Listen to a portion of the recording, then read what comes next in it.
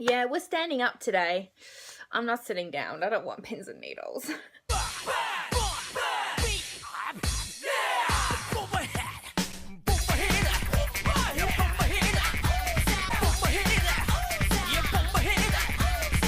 Hey guys, hope you're all amazing, and if you are not, I hope my video puts a smile on your beautiful faces and makes you laugh. Yes, I know my week 3 of Lohali's 30 for 30 April manga challenge is late. Oh, only by like, what, 5 days? During that time, I spent just working on just my blog and giving that some love, because I feel like I've given my YouTube a lot of love for the past few weeks. Here we are with my week 3 of what I have read for the past, well, week, but we're going into towards the end of April. So as for my week 4 manga wrap up, that's probably going to be quite a big one, I have a feeling, of because I've read a lot since then, but I'm only going to include what I read during the week 3. Let's get into what I read for my week 3. First up is a title that is out of my genre box, and I was purposely forcing myself to read something that was out of my genre comfort, and that was To Your Eternity Volume 1. And sorry about the lighting does not want to work for me today. And this is by Yoshitaka Omi, who is the author of A Silent Voice. So I did not know that when picking up this volume. Now, this manga has been talked about all over, everywhere I've seen within the manga space.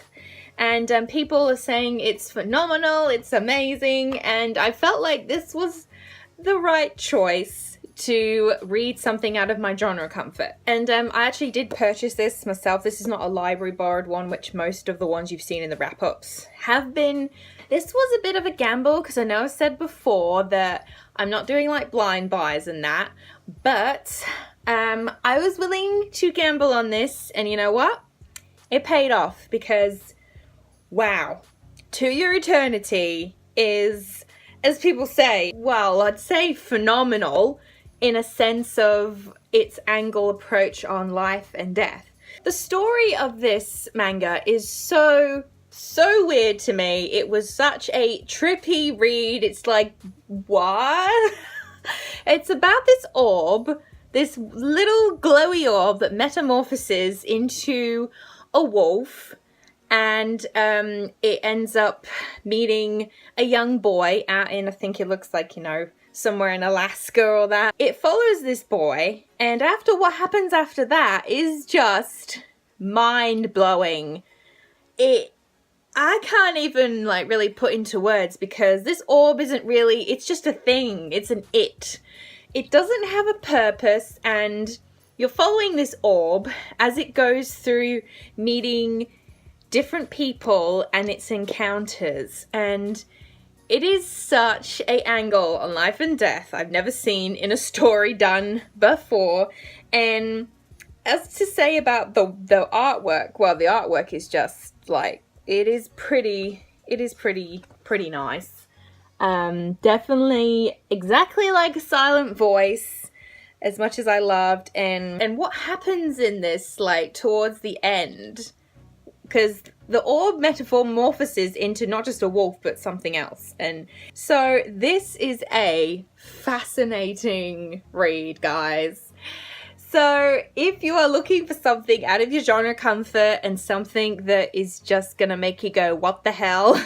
This is it, To Your Eternity. And I fully intend to collect this series, because I want to know what happens. Like, just Next up, something I read which has been ongoing, I'm slowly getting through it, which is Library Wars. I have gone past volume 6 now, and where the story is going, it's very episodical. There's all these different crazy situations that happen that the Library Defense Force has to deal with. I've explained before what the series is about, but it's about censorship, and focuses on our main character, Itsuki Kasahara, who wanted to join the library force when she was younger due to being saved by a so-called prince of when a book that she wanted was about to be taken away. A guy saves her. She has admired this person for years. She joined the Library Defense Force. And the Library Defense Force protects people's rights and protects the books and protects the libraries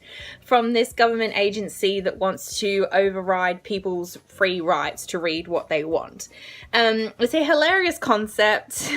I've been in love with the story so much, and surprisingly, because there is a romance focus on two main protagonists, Dojo, Itsuki's instructor.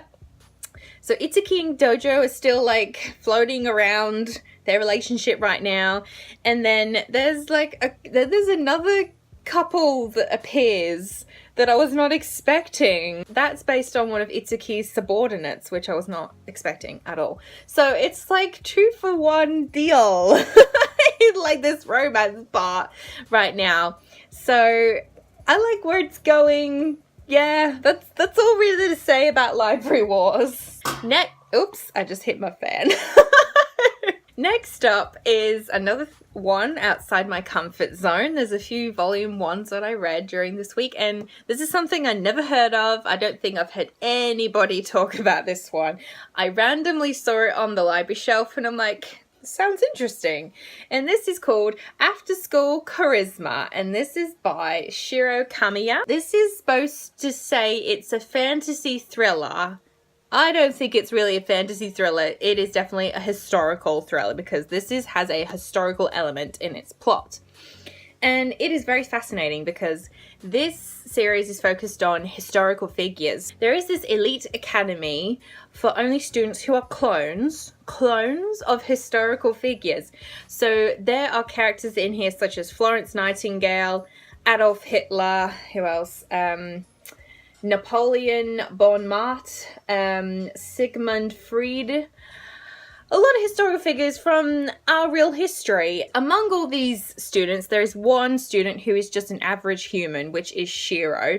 And nobody likes Shiro because he's not one of them. Shiro's father is the one that founded the academy, and during this volume 1, there was definitely a plot revealing that it's all about the dark secrets of this academy. I mean, I wasn't really sure what to think of it when I first started reading it, seeing that, these historical figures in here. It was fun. Like, I find it's a fun concept, cloning historical figures and placing them in an academy. Towards the end of the volume, it definitely was picking up on the thriller suspense.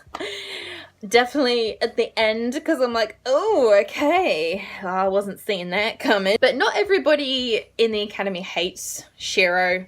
They don't, which is nice because I didn't want him to be totally excluded, but I have no idea where this series is going to go.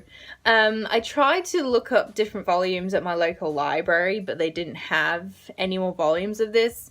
So contemplating after find out if I can get it digitally or not. I do want to continue this. Like, it is 12 volumes long, and it's just something very different. So if you want the different, like To Your Eternity, definitely try After School Charisma. More jumping out of the comfort genre for me. I tried a shonen series, which was just sitting on the library shelf, and I'm like, ooh, this sounds interesting. And that is World Trigger. Now, I found out you can read this on, what is it? Shonen Jump app, which is cool, and there is an anime for it. I thought there wasn't an anime for it. Apparently there is. And this is by Daisuke Ashihara, and I really, really loved this. This was so hilarious. It was very amusing read. And the story is about Earth being invaded by these aliens known as neighbors. To defend Earth from these neighbors, a task force was created called the Border, and one of these agents goes to a local high school. His name is Osamu Mikumo, and he's one of the agents of Border, and he comes across one of the neighbors. One of the aliens comes to Earth, and which is this guy here, which is Yuma. They're supposed to be natural enemies, but I think with the story where it's going to go, obviously they might become friends, or they might become enemies. I have no idea at the moment. But I loved Yuma's character. His laid-back nature towards when danger is afoot is hilarious. He's just like whatever to nearly everything, and he's like, oh god, well, if nobody's gonna do anything, well, I guess it's down to me then. He's hilarious. I love Osumu as well. You know, he's not all that talented when it comes to using what's known in this world as a trigger. All the border agents use this thing called a trigger. They look like keys or swords. It definitely reminds you of Star Wars with the laser swords. And I don't know much about what abilities the triggers have, but I guess it's, you know, one of those things where it's the individualized weapons for each person's persona. The action in this was thoroughly like entertaining. The aliens, the neighbors, are pretty gruesome looking designs, which I love. I love it when, you know, things have to look gruesome if they want to make you go, you know, they gotta look the gruesome factor.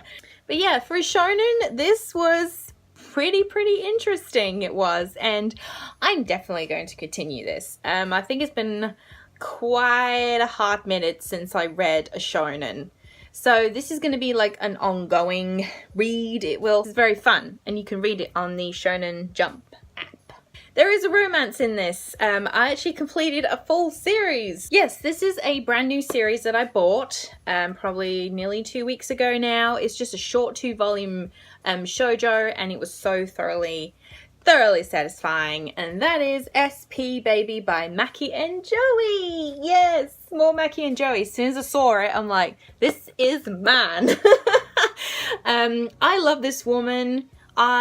She knows how to write a good romance story. She really does, and this is a perfect read, like before you go to bed.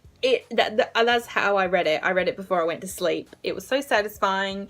I slept like a baby. So the story follows this woman here named Tamaki. She is on her way to an interview, but she misses it when she saves our main male protagonist, which is Kagitora, who is about to be assaulted by some randomer man. I think he was an assassin, and he is the president's nephew, and Tamaki saves him, and Kagitora wants, then after that fiasco, for Tamaki to be his bodyguard. But unknown to Tamaki, the two have met previously. So that is the synopsis, and, you know, 2-volume series. It was what I really thought it was going to be like from this author. It was funny, definitely got the vibes of happy marriage, definitely reminds me of the protagonist in there with Chiwaya and Hotoko. I find Kagitora's manga design is definitely looks exactly the same as Hotoko. Kagitora was quite mysterious, and even the author wrote in this volume that she wanted him to be mysterious, and he was in his actions. Tamaki, she is just full of spunk. She's a lot of fun, and I love it when they get to the conclusion of, you know, her discovering that they have met before and he's been pining for her all this time. And it may seem like Kagitora was like toying with her, but he had good intentions, he did. And it's great that this woman can kick ass as like a bodyguard. She's got like no training whatsoever, but it's just funny that he wanted her to be his bodyguard. So SP Baby is definitely a worthy investment. Definitely for you shoujo lovers out there, and as I said, it is the perfect bedtime read. The last thing that I actually read, I actually completed. I completed another series. Woohoo! It is a triumphantness when you complete a full series, especially if it's manga. I completed 2 in a week, which was pretty good. And that was Astra Lost in Space. And this is a 5-volume series. It's a space adventure. It is about these 9 kids who are sent to go on a space camp together. And when they land on their destination, this glowing orb sucks them up and transports them 5,000 light years away into deep space. But they manage to find a spaceship, start making the journey home.